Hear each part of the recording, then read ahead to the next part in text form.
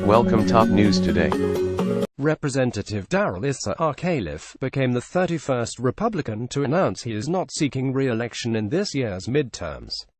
BloombergBloomberg via Getty Images Rep.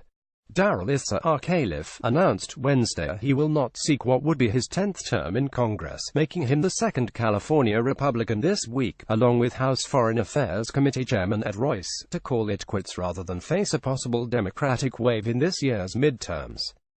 Issa's influence on Capitol Hill has waned recently, but for 4 years he chaired the powerful House Oversight and Government Reform Committee, where he earned a reputation as a staunch critic of former President Obama and became a fixture on cable news programs.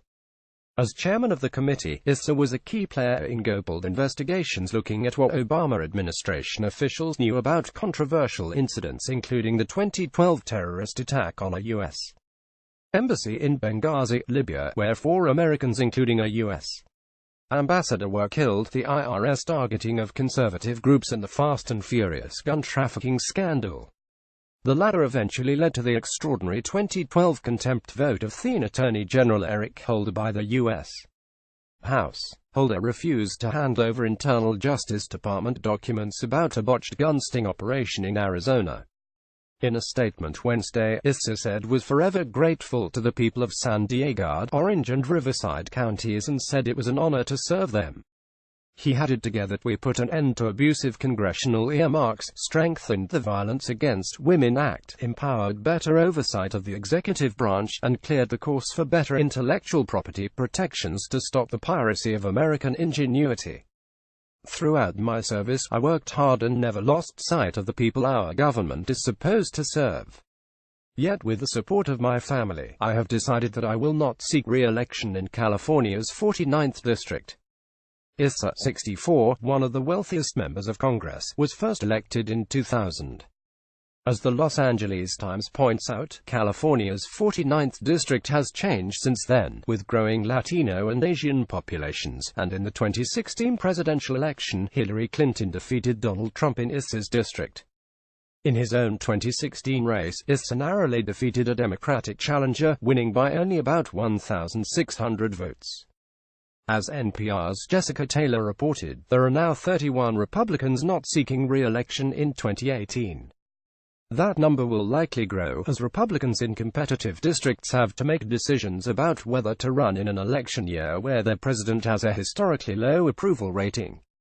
Democratic activist billionaire Tom Steyer this week pledged to put up $30 million to help defeat Republicans in the midterms. Later Wednesday, Steyer's organization Next Gen America tweeted out a statement praising Issa's decision this week. "We got our first wins with Darrell Issa and Darrell Issa stepping down rather than face crushing defeat in November. Progressives are energized like never before, and today makes it more than obvious Trump and the GOP are scared." Issa was born in Cleveland, where he grew up in a working-class family.